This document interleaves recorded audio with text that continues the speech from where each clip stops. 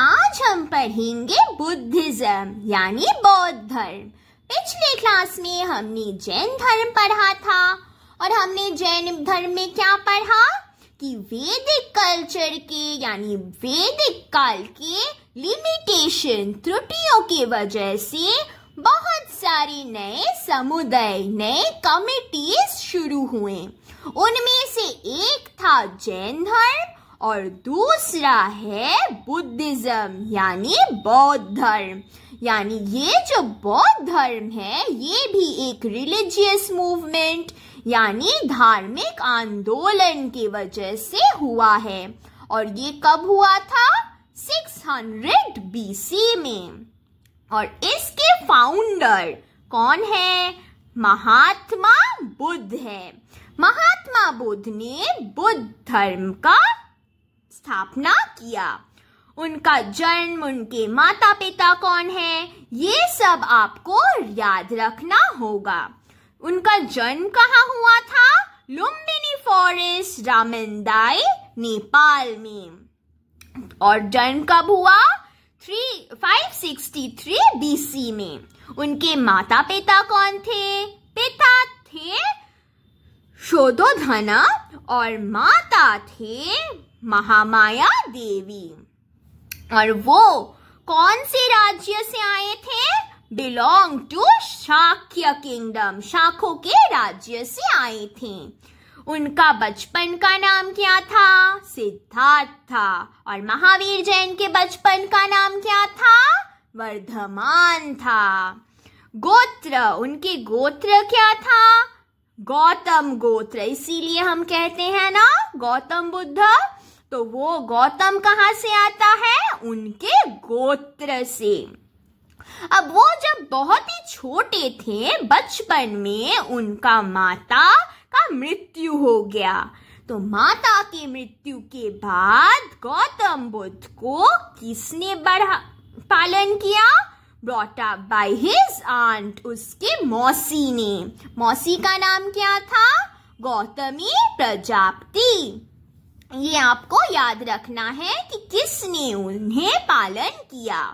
फिर जब वो 16 साल की उम्र में गए, उनका विवाह हो गया। किससे विवाह हुआ? यशोधरा से विवाह हो गया। और ये जो यशोधरा था वो थे कलियग्ना किंगडम यानी कलियगन राज के पुत्री। फिर हम पढ़ेंगे ये जो ज्ञान प्राप्ति है उसके बारे में। एनलाइटनमेंट, इसे हम एनलाइटनमेंट कहते हैं अंग्रेजी में। उनको कब मिला? ये ज्ञान प्राप्त कब हुआ? एट द एज ऑफ 35 यानी 35 वर्ष में उनको ज्ञान प्राप्त हुआ। जब उनको ज्ञान प्राप्त हो गया, उन्हें क्या बुलाया गया? उन्हें बुलाया गया बुद्धा। ये जो बुद्धा नाम है, हमें पता है कि उनके बचपन का नाम था सिद्धार्थ। तो सिद्धार्थ से उन्हें बुद्धा नाम से कब से जाना गया? उनके ज्ञान प्राप्त के बाद। जब ज्ञान प्राप्त हो गया तब क्या हुआ? उनको बुद्धा कहलाया गया। और वो दिन कौन सा दिन था? वो दिन था वैशाख पूर्णिमा। और ये जो ज्ञान प्राप्त हुआ ये कहाँ हुआ? ये भी हुआ बिहार में, बोध गया में और एक मंदिर में। कौन सी मंदिर? महाबोधि टेम्पल में। और उन्हें ये ज्ञान प्राप्त हुआ किस वृक्ष के तले?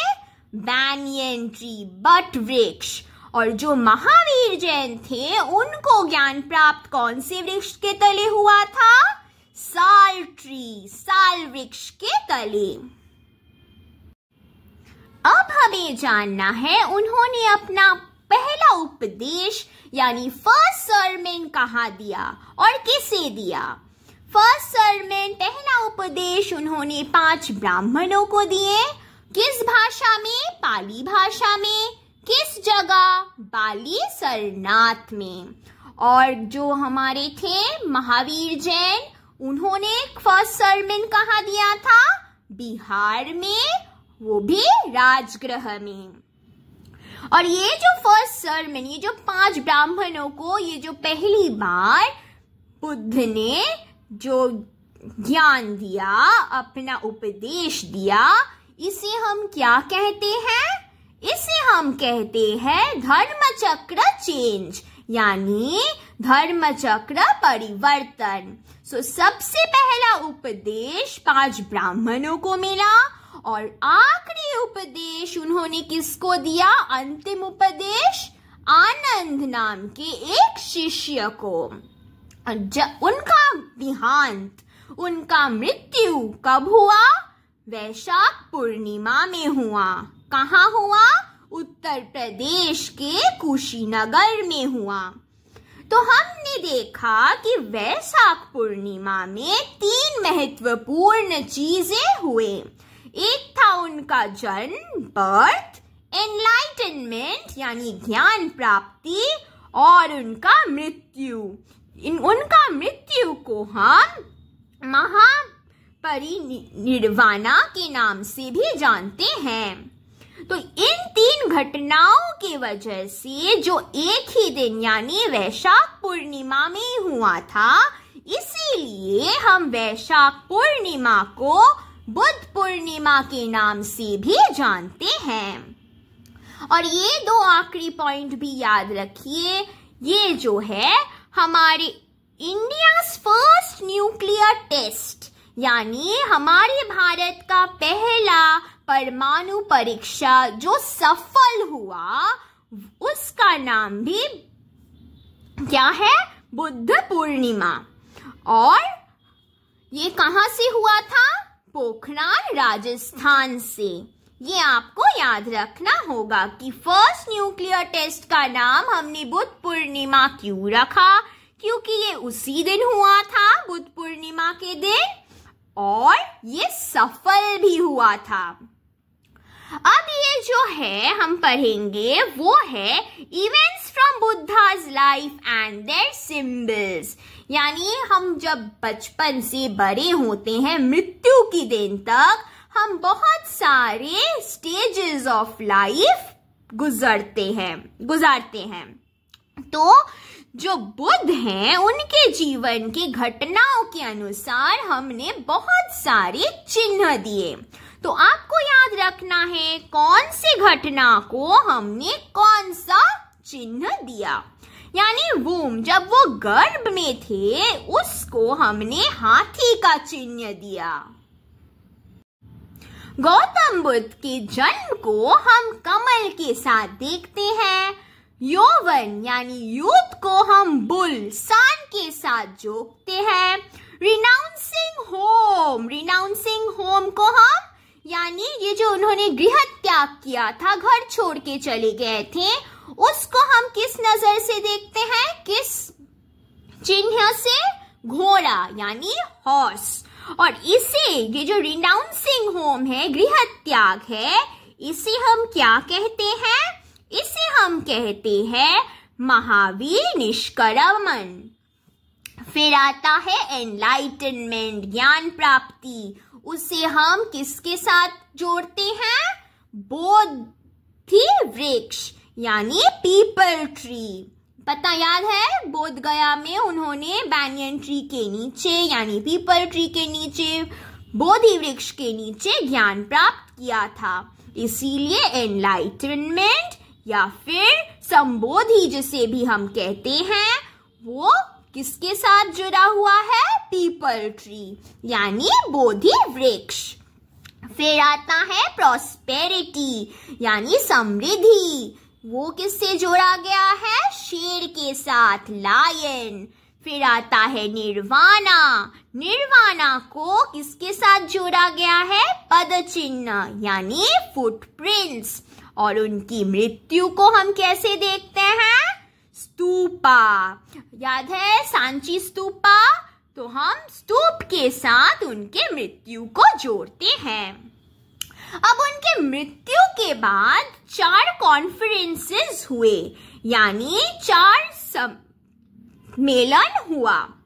और उन 4 सम्मेलन किसके राज्य में हुआ, किसके वंश के थे और किसने किया, ये आपको याद रखना होगा। तो जो पहला कॉन्फ्रेंस, पहला सम्मेलन था, वो किसने किया? महाकश्यप ने किया। किसका रूल चल रहा था तब? किसका शासन? तब के शासक कौन थे? अजातशत्रु। और अजातशत्रु हार्यक वंश के थे। और ये कहाँ किया गया था? राजगृह में, जो कि बिहार में है। फिर दूसरी कॉन्फ्रेंस किसने किया? सभाकमीर ने किया। तब शासक कौन थे? कलाशोका, जो है शिशुनाग डायनेस्टी के, शिशुनाग वंश के। और ये कहाँ हुआ? वैशाली में हुआ। फिर थर्ड कॉन्फ्रेंस, ये किसने किया? मोगालीपुत्र ने किया।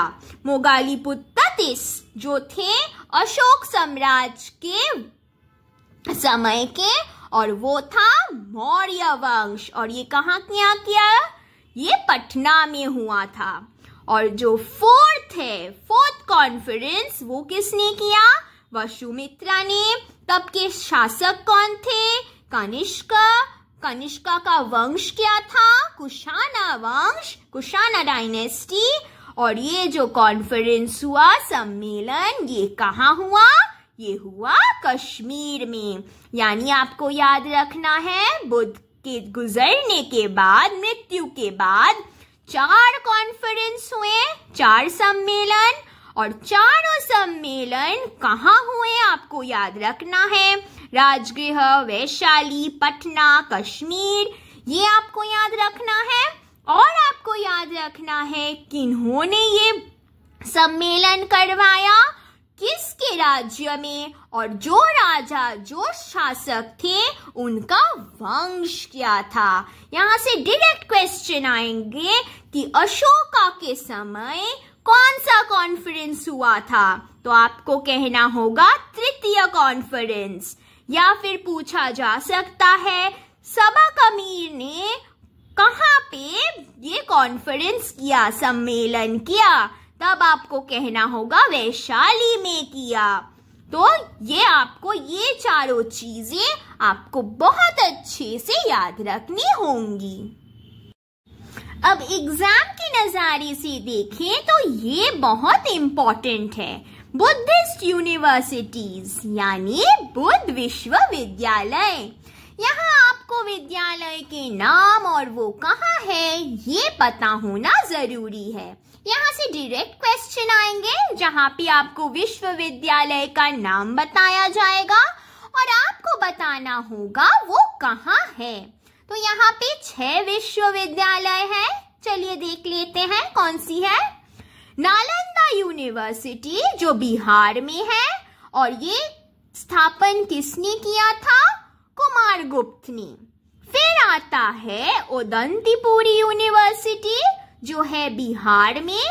फिर है वल्लभी यूनिवर्सिटी गुजरात में। विक्रमशिला यूनिवर्सिटी बिहार में। और ये जो 2 यूनिवर्सिटी है सोमपुर और जगदल यूनिवर्सिटी, ये दोनों है बांग्लादेश में। अब हमें पता है जातका टेल्स, जातका की कहानियां, ये किसके साथ संबंध है? It is the Holi book of Buddhism. ये बौद्ध धर्म का पवित्र ग्रंथ है। फिर जो पिताका है, ये किस भाषा में लिखा है? पाली भाषा। अगर आपको याद हो, जैन धर्म, जैन साहित्य लिखा गया था प्राकृत में, पर जब हम बुद्धिज्म पढ़ेंगे, बुद्धिस्ट साहित्य, बौद्ध साहित्य, वो लिखा गया था पाली में। बौद्ध साहित्य में 2 ग्रंथ के नाम बहुत इंपॉर्टेंट है।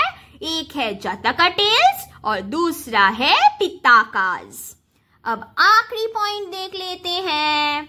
बुद्धिज्म के 4 नोबल ट्रूथ्स, यानी बौद्ध धर्म 4 सच्चाई को मानते हैं। और वो 4 सच्चाइयां क्या है? दुख, समुदय, निरोध और मार्ग। यानी आपके जीवन में दुख आएंगे, दुख होता ही है, और अगर आपकी जिंदगी में दुख हो तो समुदय होगा, यानी दुख का कोई कारण होगा ही। अगर आपके पास दुख है तो उसका अंत तो होगा, उसी अंत को हम कहते हैं निरोध। और उस अंत को लाने के लिए जो उपाय चाहिए उसे कहते हैं मार्ग, यानी सफरिंग। फिर सफरिंग क्यों होता है, उसका कॉज क्या है? अटैचमेंट।